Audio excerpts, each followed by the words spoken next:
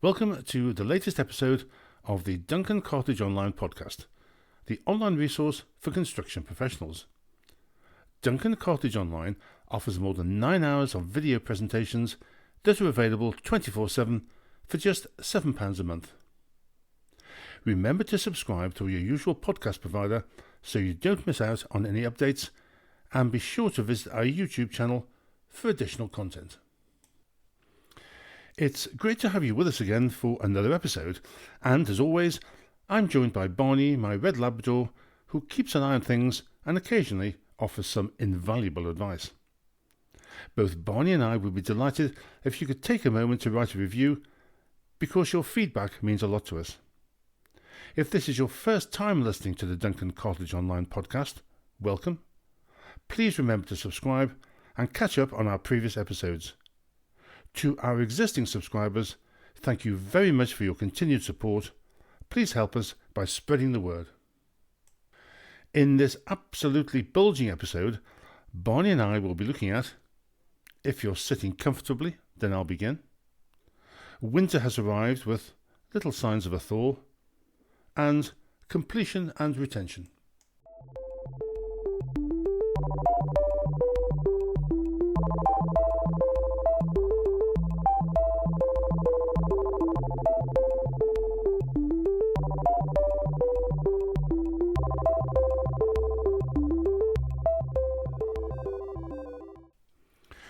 Regular listeners to my podcasts will know my dislike, to put it mildly, of AI. Well, this week I came across something that confirms my misgivings about this form of technology when I discovered the following on ChatGPT website, one of the most used AI bots. How ChatGPT describes your brand. Duncan Cartlidge Online is an online platform representing Duncan Cartlidge. Okay so far. An author known for his engaging children's books and stories. The website serves as a hub for his literary works, providing information about books, events, and news related to his writing career. The brand conveys a friendly and approachable image, focusing on creativity and storytelling aimed at younger readers and their families. And then, in the small print, like one of those disclaimers that you hear at the end of a radio commercial that are read very, very quickly and you can't really understand. Information generated by AI might be accurate and shouldn't be relied on exclusively or considered a professional consultation. Under areas for improvement for my site, the advice from ChatGPT is limited interactive features or multimedia content to engage younger audiences further. I don't know really how to follow that, except to say, now children, if you're sitting comfortably, I'll begin. Once upon a time, there was an aardvark called Ethel, who decided they wanted to be a quantity surveyor. Enough. So, let's get back to planet Earth and kick off with a look at the current state of the construction market. There's a cold wind blowing through construction. In a recent podcast, we discussed the appeal of a career of construction to school leavers, during which the glut of architects currently being churned out of schools of architecture was highlighted. Currently, BIG, the multinational Denmark-based architectural practice, is attempting to cut 72 roles in its London office, representing almost half of the office's 160 workers, according to Architects Journal. There have been demonstrations and pickets outside the BIG London office against the redundancies, which in my experience is unprecedented, as historically, people in construction have gone quietly under these circumstances, apart from, that is, when I was working in France, when disgruntled workers attempted to burn down the client's office. Past presidents of the RIBA have become involved. But isn't this all rather naive of BIG's workforce, not to mention the RIBA, who are demanding union recognition, a 6-month voluntary redundancy package to be offered to all workers, and the waiving of all repayment of fees relating to visas and training? Surely the situation is there is inadequate work within this office to accommodate these architectural workers, and the lesson to be learned is that architecture is not all about sitting around in a studio listening to the radio and making models. It has to financially wash its face in an industry that is heavily susceptible to unexpected changes of all kind. For their part, BIG stated that unexpected project changes are an inherent challenge in the professional service firms, even with the most robust risk management and contractual processes. It's a pity that this health warning is not transmitted to students in schools of architecture. And while on the topic of recruitment, there is an interesting headline in Building this week. Just 9% of teens eye construction careers. What exactly eye means is, I don't know. Probably they look at a construction site and say, nah, thanks but no thanks.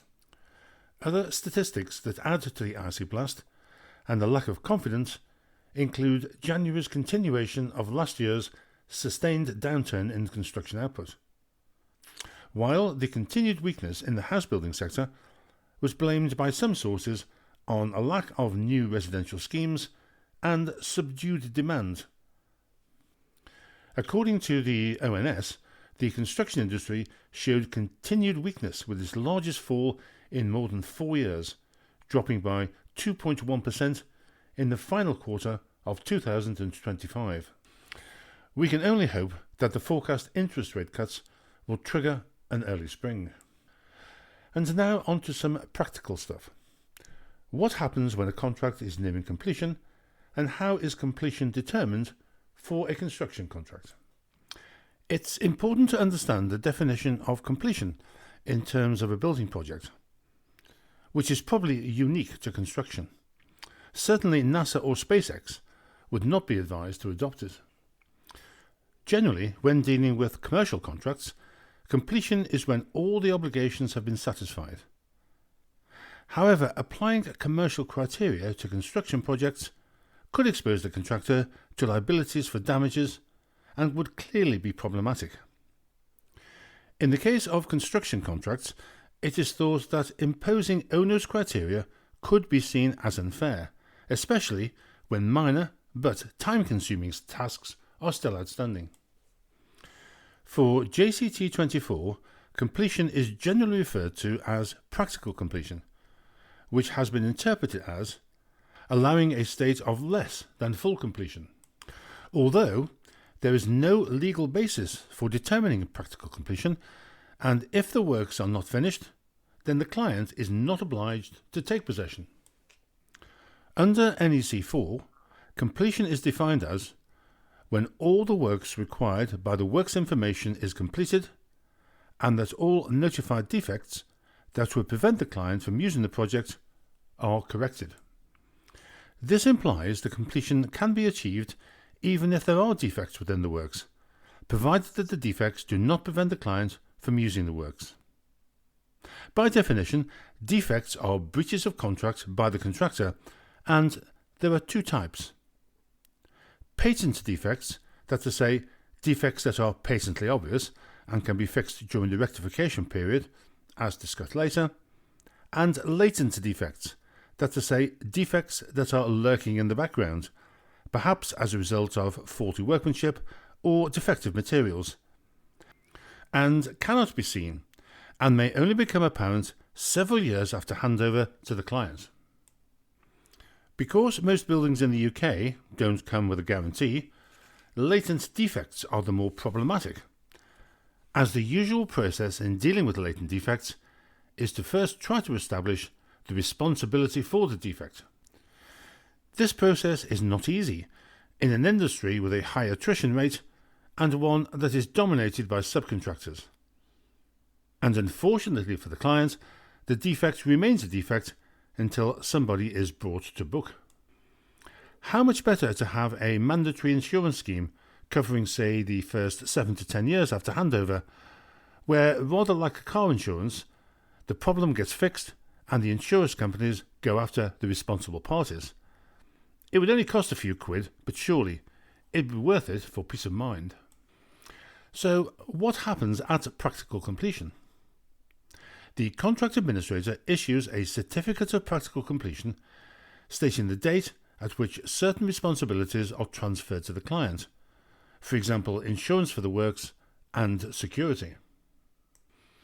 In addition, half of the retention fund is released to the contractor, typically 1.5% of the certified sums, and the rectification period commences.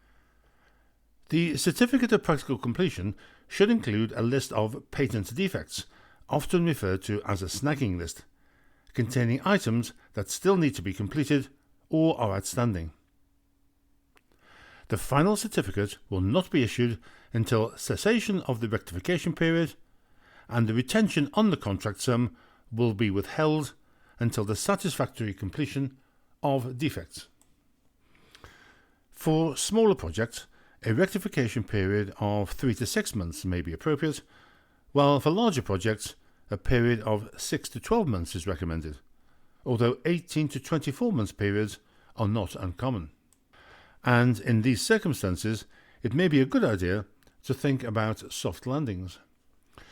The duration of the rectification period is usually stipulated in the appendix to the contract as a period of months from the date of practical completion, and the default is 6 months within the JCT standard and intermediate forms, and 3 months within the minor works forms.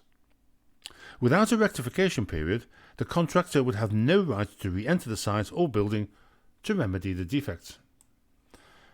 There is no reason to limit the rectification period to 3 months, because there is no connection between the contract period and the rectification period, and there is probably a lot to be said for adopting 12 months as the length of the period, on the basis that the building will be tested against a full seasonal cycle of the year. Services, particularly heating and air conditioning systems, will have bedded in. With longer rectification periods, the contractor may decide to slightly increase the tender figure. Retention has been a common feature in the construction industry for over 100 years. Yet, over the past few years, there has been a growing shift in the construction industry's views on retention and whether reform is required. The collapse of Cartlidge and ISG left millions of pounds of unpaid retentions and the ever-increasing number of construction company insolvencies that followed.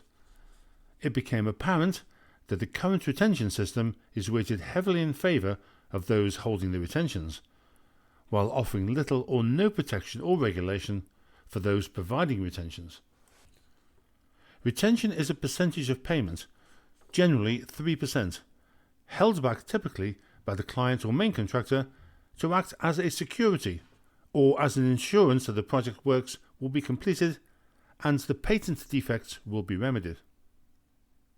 It is estimated that the total amount of retention held in the construction sector in England alone over the course of a year is a staggering £3 to £6 billion.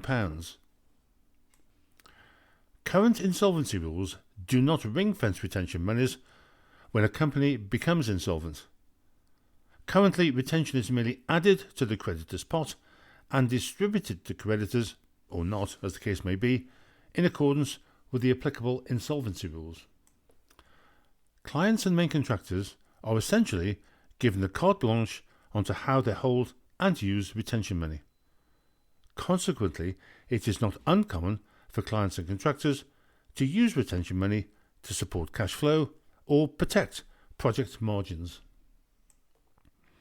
A recent report found that around 71% of the contractors surveyed had experienced delays in receiving retention monies, and 44% of contractors surveyed had experience of retentions not being paid at all due to upstream insolvencies.